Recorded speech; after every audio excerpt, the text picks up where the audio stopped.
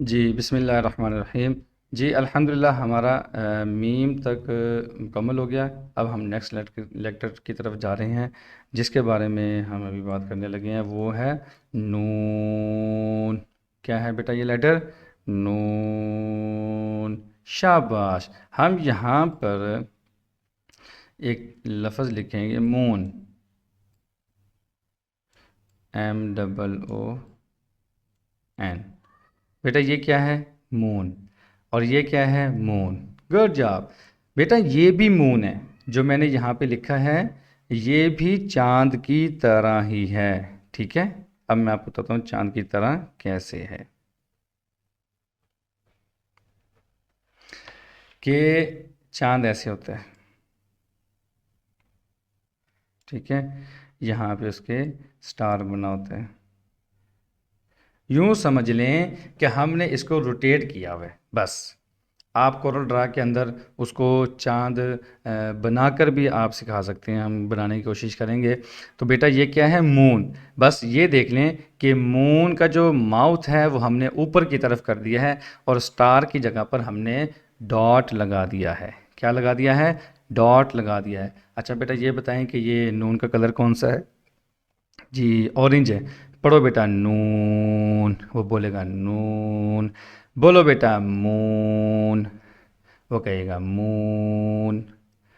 बेटा मून में जो लास्ट में एन है ना, एन से हमारा स्टार्ट होगा। मून में एन जहाँ पर कंप्लीट हो रहा है वहीं से हमारा स्टार्ट होगा। मून। बोलें बेटा मून। अब बोलें बेटा एम की जगह नून लगा के नून। बोले बेटा नून। ऊपर वाला बोले मून, नीचे वाला बोले नून। ऊपर वाला मून, नीचे वाला नून। बस आपने चांद की शेप जो है, आपने चांद की शेप को आपने जेल में रखना है। कि यूं समझ लें कि हमने इसको रोटेट किया हुआ है, और स्टार की जगह पर हमने एन लगा दिया है। यहाँ पर आप इसको ये बात समझाएंगे। और दूसरी बात आप बच्चे को ये समझाएंगे कि हम इसका हाफ शेप माइंड में रखेंगे। क्या रखेंगे बेटा? Half shape. इसका जो कंप्लीट बैली है, जो ये बहुत बड़ा पेट है इसका, हम इसको माइंड में नहीं रखेंगे, हम जस्ट हाफ शेप को माइंड में रखेंगे। वो क्यों रखेंगे? वो आगे चल कर आएगा। ऊपर जैसे हमने ऊपर बा का हमने हाफ शेप अपने जहन में रखा था। तो क्या हुआ था? एक धुंधे के नीचे वन डॉट आ गया था। इसी तरीके से हम इसका भी हाफ शेप माइंड में रखेंगे, तो फिर इसका जो डॉट है वो यहाँ ऊपर आ जाएगा। ठीक है। अब बात को समझें। यहाँ पर आप अब बच्चे को एक क्वेश्चन समझाएंगे, सवाल समझाएंगे। तो सवाल हम आखिर में करते हैं, इसको अभी रहने देते हैं, उसको मुश्किल होगी। तो बस इतनी बात हम उसको बता देंगे कि आपने इसका हाफ शेप याद रखना है। सिर्फ हाफ शेप आपने याद रखना है।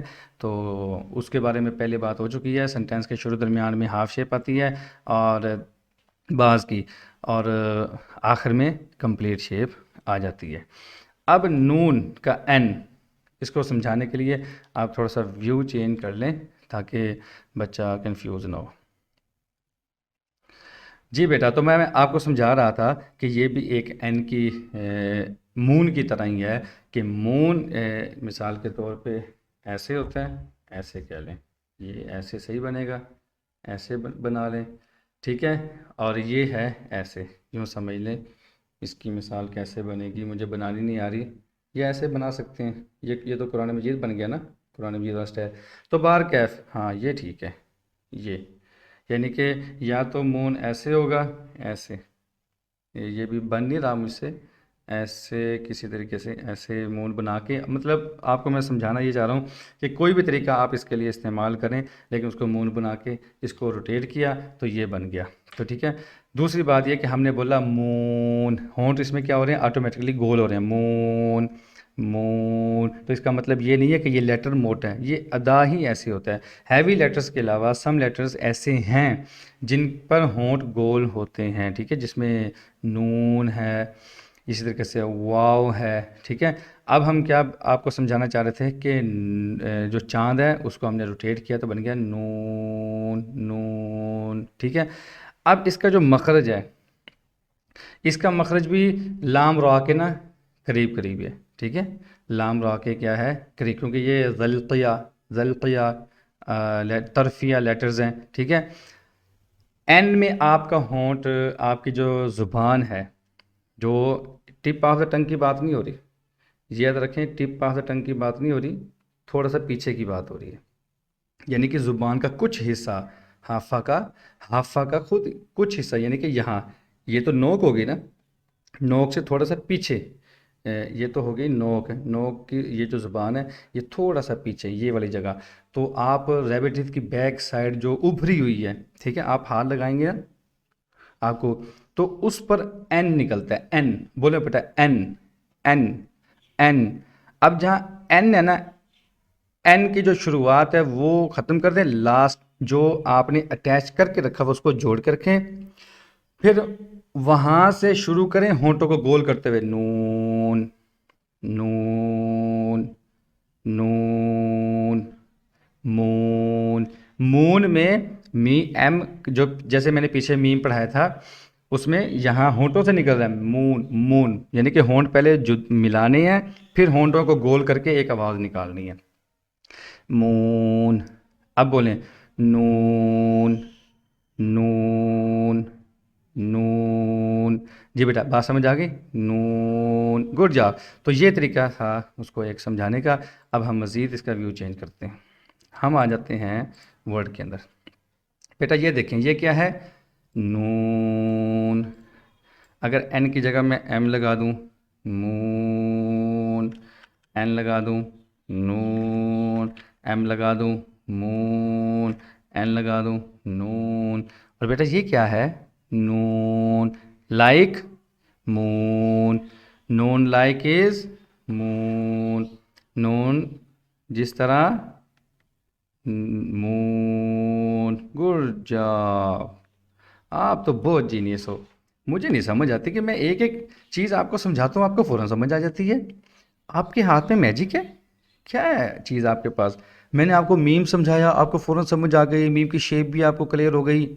ठीक है, और नून मैंने समझाने की कोशिश की, लाइक चांद लाइक मून, आपने वो भी जल्दी समझा दिया। आप बहुत जीनियस हो, मैं आपसे नहीं जीत सकता भाई, आप बहुत जीनियस हो। मुझे तो भाई हारना ही पड़ेगा आपसे।